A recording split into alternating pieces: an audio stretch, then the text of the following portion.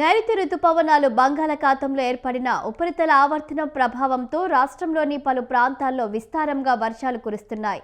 ఇప్పటి వరకు సరైన వానలు లేక ఆవేదనలో ఉన్న అన్నదాతలు కొంత ఊరట పొందారు.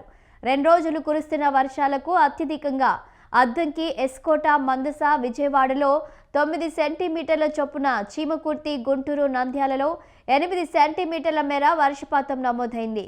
పశ్చిమ మధ్య వాయవ్య బంగాళాఖాతంలో దక్షిణ ఒడిశా, ఉత్తర కోస్తా తీరాలకు సమీపంలో ఉపరితల ఆవర్తనం కొనసాగుతుంది.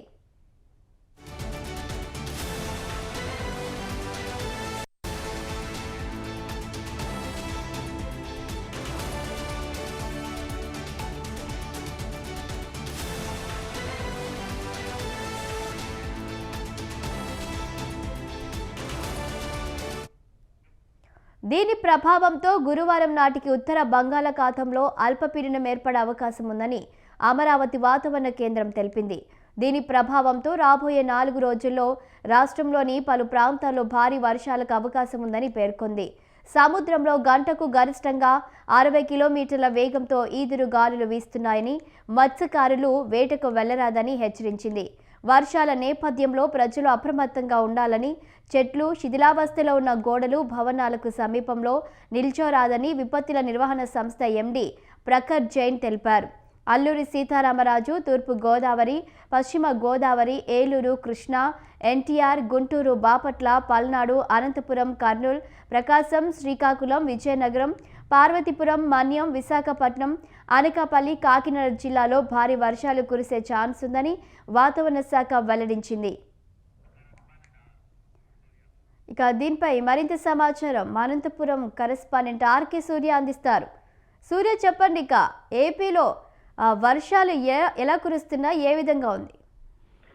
శాలిని, బంగాళాఖాతంలో ఏర్పడిన ద్రోణి వల్ల ఆంధ్రప్రదేశ్ లో వానలు దంచి కొడుతున్నాయి. మరో 4 రోజుల పాటు వర్షాలు కుమ్మేస్తాయని వాతావరణ శాఖ ప్రకటన విడుదల చేసింది. ఇప్పటికే రాష్ట్ర వ్యాప్తంగా జోరుగా వానలు పడుతున్నాయి. మరో 4 రోజుల పాటు ఇదే పరిస్థితి ఉంటుందని కూడా అంచనా వేస్తున్నారు. 4 రోజుల పాటు కురిసే వానలు మామూలుగా ఉండబోవని, పిడుగులతో కూడిన పెద్ద ఎత్తున గాలి వానతో ఉంటాయని వాతావరణ శాఖ అధికారులు చెప్పారు. ఆంధ్రప్రదేశ్ రాష్ట్ర విపత్తుల నిర్వహణ సంస్థ మేనేజింగ్ డైరెక్టర్ ప్రఖర్ జైన్ విడుదల చేసిన ప్రకటనలో రాష్ట్ర ప్రజలు అప్రమత్తంగా ఉండాలని, ముఖ్యంగా చెట్ల కింద ఉండొద్దని ఆయన సూచించారు. అదేవిధంగా విద్యుత్ పరికరాలు ఉపయోగంలో అనేక జాగ్రత్తలు వహించాలని కోరారు. అదేవిధంగా రోడ్లపై వానల్లో ముఖ్యంగా ద్విచక్ర వాహనదారులు రోడ్లలో వెళ్లేటప్పుడు జాగ్రత్తగా వెళ్లాలని, రోడ్లపై గుంతలు నీటితో నిండడం వల్ల ప్రమాదాలు జరుగుతాయని హెచ్చరించారు. అదేవిధంగా గ్రామాల్లో రైతులు జాగ్రత్తగా ఉండాలి, ముఖ్యంగా విషసర్పాలు లాంటివి, పాములు లాంటివి బయటకు వస్తున్నాయి కాబట్టి జాగ్రత్తగా ఉండాలని చెప్పారు. శిథిలావస్థలో ఉన్న గోడలు, భవనాల వద్ద నిల్చోవద్దని హెచ్చరించారు.